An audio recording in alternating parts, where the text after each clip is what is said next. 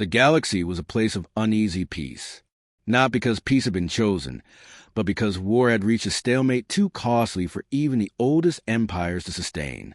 For centuries, the great powers, Clothy Dominion, Seric Union, Threll Confederacy, had balanced each other with fleets measured in the tens of thousands. Each new weapon was countered, each new tactic mirrored, until conflict became an endless, grinding war of attrition. To the younger species who had only just begun to stake claims among the stars, the interstellar order seemed eternal. Massive fleets, sprawling alliances, endless bureaucracy, and cautious diplomacy held everything in place. But beneath the surface, the balance was fragile, and in the shadows of the outer rim, something stirred, a force that cared little for peace, little for treaties, and even less for mercy. The Kroll swarm had no ambassadors, no diplomats, no treaties. They spread like a plague, system to system, leaving nothing but ruin behind. Their ships were biological horrors, hive-grown carriers pulsing with flesh and metal, bristling with organic weapons, and driven by a single imperative: consume. Where other fleets sought glory or conquest, the swarm's purpose was hunger. Worlds had already fallen. Dozens of colonies burned. The Galactic Council convened emergency sessions, filled with the echo of panic across countless tongues. Armies were mobilized, alliances hastily reforged, and strategies drawn up. But deep down, every admiral and every ambassador knew the truth. The Kroll were too many. And into this cauldron of fear, humanity was summoned. Humans had only recently earned a place at the galactic table. To the older empires, they were upstarts, a species too stubborn to die and too reckless to stay in their lane. Humanity's first contact had been violent, their first treaties uneasy, and their first wars unpredictable. They fought like no one else, willing to burn themselves to ash if it meant taking the enemy with them. Still, they were considered a minor power. Their fleets were small compared to Leviathans of the Seric or the Dominion. Their territory was modest, a scattering of colonies along one galactic arm.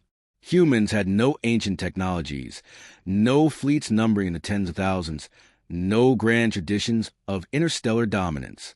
To most, humanity was tolerated, occasionally respected, often ridiculed. So when the Kroll swarm's armada was detected pushing into the neutral borderlands, the Council convened a war summit. Grand fleets were pledged. Thousands of ships were promised by the larger empires. Endless speeches filled the chamber. And then the humans were called upon. The chamber fell silent as the human delegation, a small group, understated, in plain uniforms rather than grand ceremonial robes, announced their commitment. "We will send a ship," the lead human said simply. A murmur rippled across the assembly. "A ship?" hissed the Seric ambassador, his carapace plates rattling with indignation. "One vessel? Do you mock us, human?" The clothy delegate let out a low, rumbling laugh, a sound like grinding stone. "You insult this council. The Kroll bring thousands. We mobilize tens of thousands. And you offer one. Even the more diplomatic Threll representatives could not mask their disdain. Humanity's contribution is appreciated, but surely you jest. A token vessel against a swarm." The human simply repeated, calm, unwavering, "One ship. That is enough." Laughter broke across the chamber.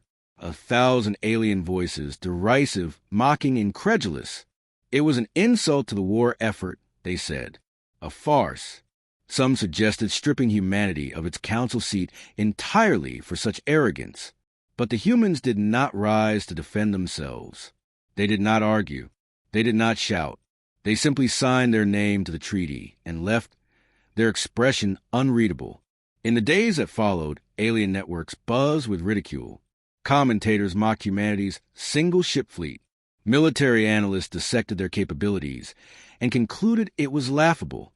Ordinary citizens joked that perhaps humans simply couldn't afford to send more, or perhaps their kind misunderstood what war truly meant. And yet, a quiet unease lingered. For those who studied human history closely, there was a pattern that could not be ignored. Time and again, humans had faced extinction and survived. They had fought wars not with overwhelming numbers, but with creativity, stubbornness, and the willingness to do what others considered unthinkable. Some recalled the Siege of Vega, where 3 human destroyers held back an entire Sarek battle group long enough for civilians to evacuate. Others whispered the Battle of Hollow Stars, where human Marines fought hand-to-hand against enemies twice their size and won. And then there were the stories, rumors really, of human doomsday weapons, terrible innovations they kept hidden, to be unleashed only when they stood at the edge of annihilation.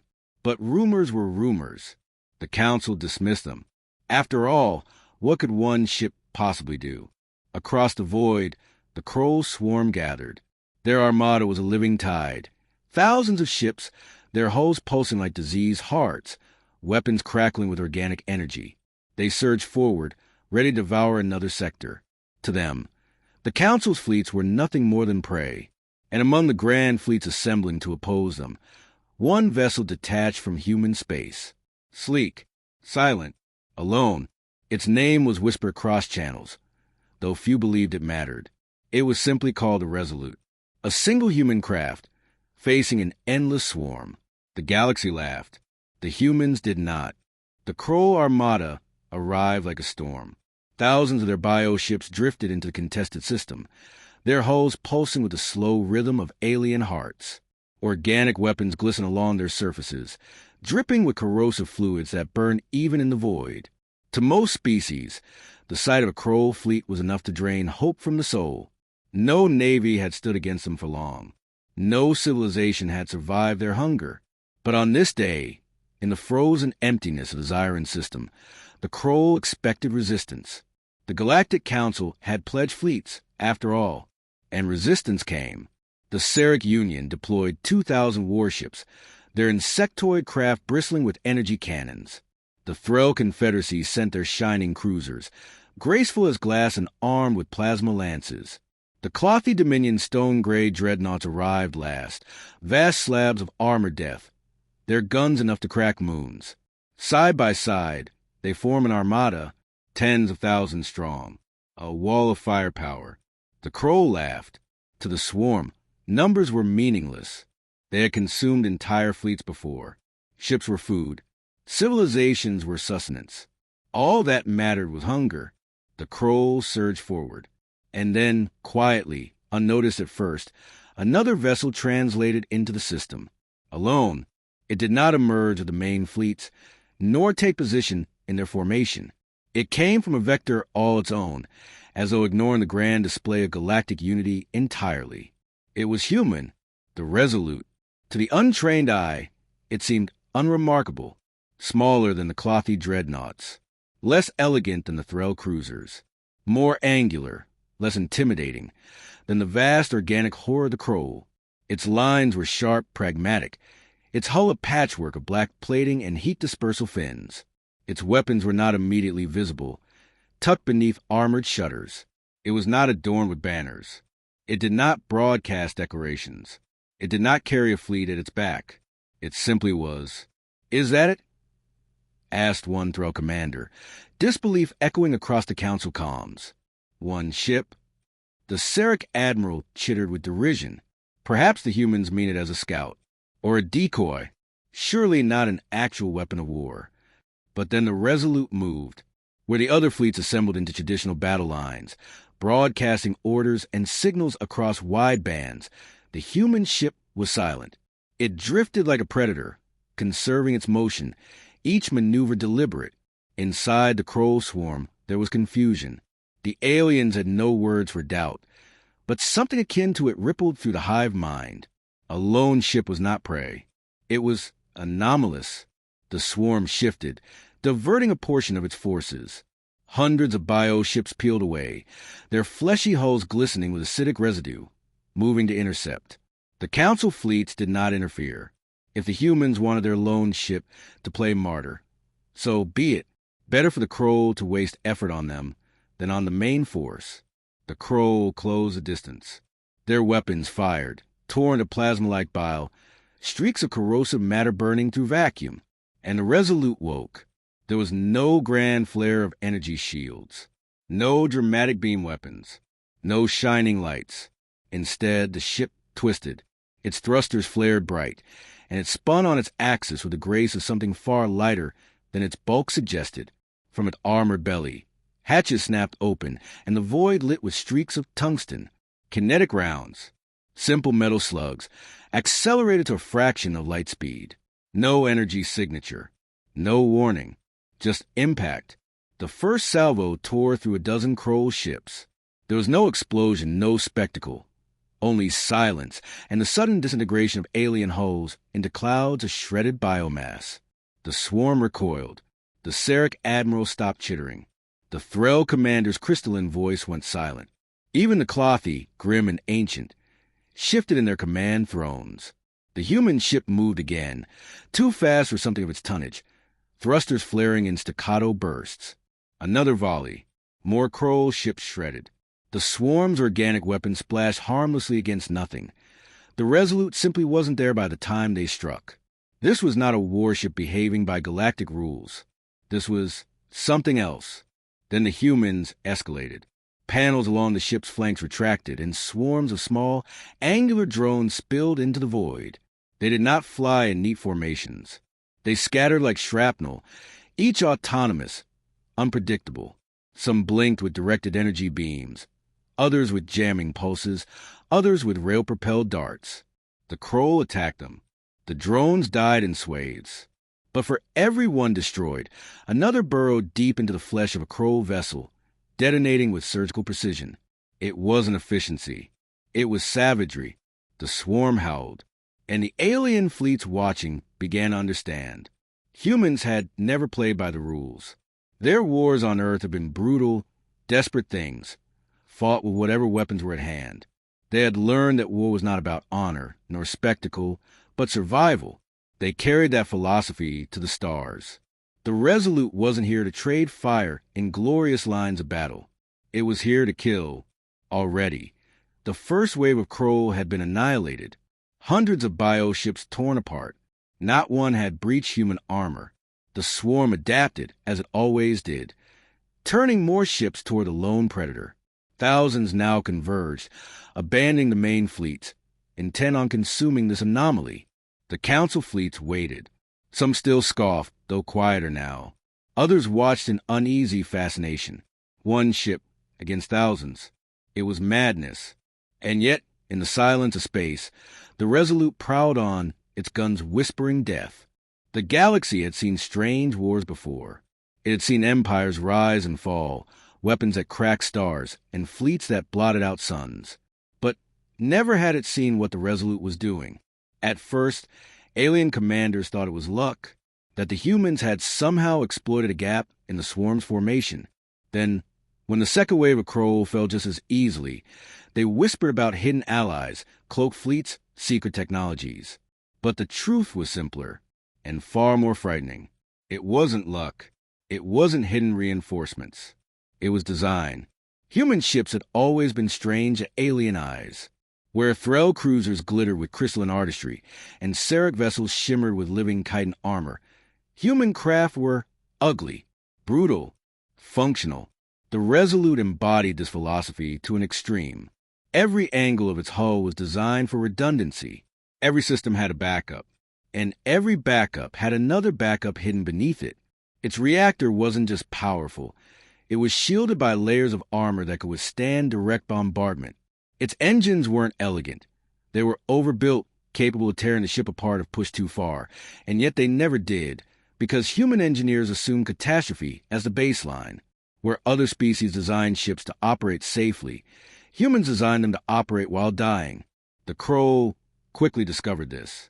They swarmed the Resolute, their organic weapons scoring its hull, tearing into its plating.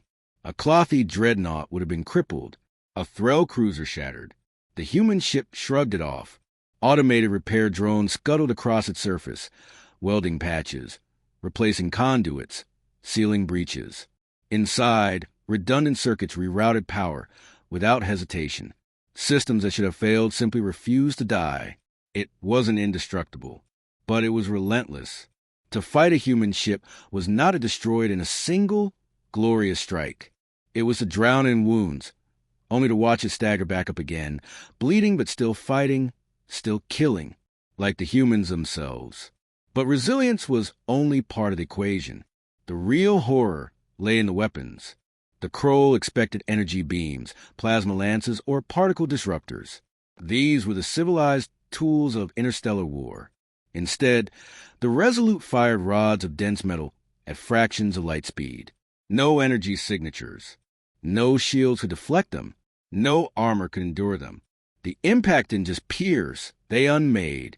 Entire ships turned into clouds of superheated fragments, their organic bodies ripped apart by physics alone. And then came the other tricks. Electromagnetic pulses that shut down Kroll biocircuitry.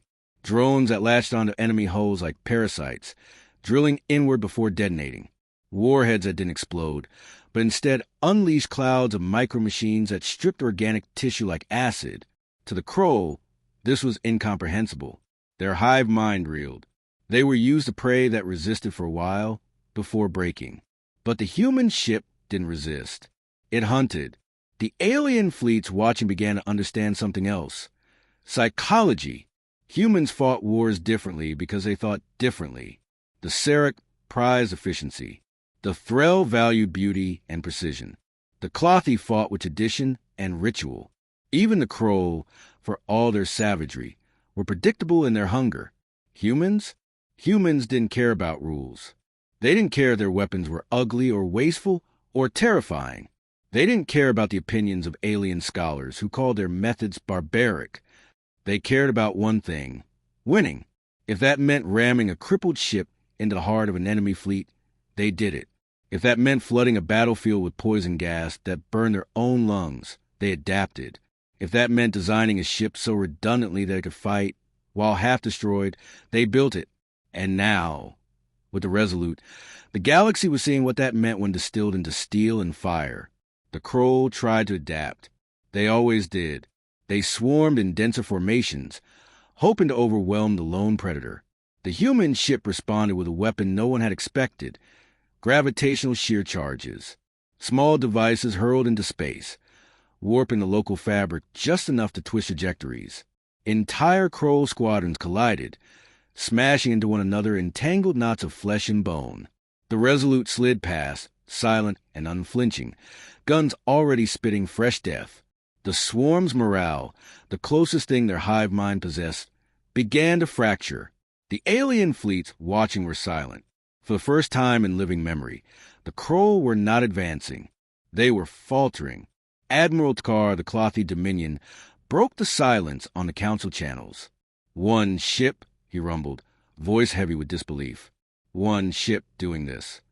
The Threll commander whispered, crystalline voice tinged with awe. What are they?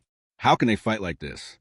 The Sarek admiral, once mocking, now silent, finally spoke. Because they do not fear death. They expect it. They plan for it.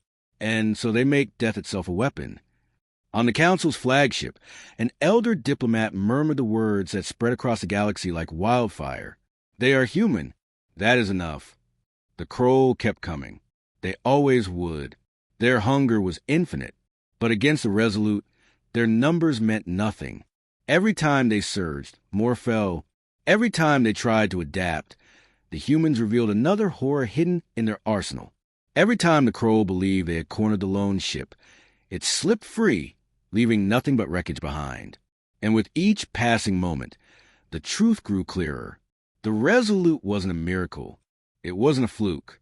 It was deliberate. Humanity had sent one ship because they had only needed one. The Battle of Zyron did not end in a single clash. It burned across hours, then days, as the Kroll poured their endless numbers into the system. Their swarm-darkened sensors, a living tide that seemed to stretch forever. For every 100 ships destroyed, 1,000 more pressed in. And yet, impossibly, the Resolute endured. The alien fleets fought too, of course. The Sarek fired their precision beams. The Threll lanced ships with plasma. The Clothy blasted apart whole sections of the swarm with their dreadnought cannons. But all eyes, all sensors, all whispered voices kept drifting back to the lone human ship that refused to fall. The Resolute bled. Its armor was blackened, scarred, melted in places. Entire sections of the ship, vented atmosphere. Dozens of drones were gone, torn apart in suicidal strikes. But still it killed, still it moved, still it prowled. Every time the swarm shifted focus, every time the Kroll tried to reorient toward the larger fleets, the human ship struck again, slashing deep, tearing open the heart of the swarm formations, ripping their cohesion apart. And slowly, against all reason, the tide broke. The Kroll retreated. For the first time in memory, the swarm did not consume its prey. It recoiled, pulling its shattered remnants into the void, leaving behind fields of corpses, biological husks shredded and lifeless. The hunger remained, but something new had entered the hive mind. Hesitation. And hesitation for the Kroll was death. When the silence finally fell, it was deafening. The Council fleets lingered in orbit around Xiron Prime, their weapons still warm, their crews still trembling. Communication channels buzzed with static, as if no one quite knew what to say. The Resolute drifted among them, scarred, limping, but alive.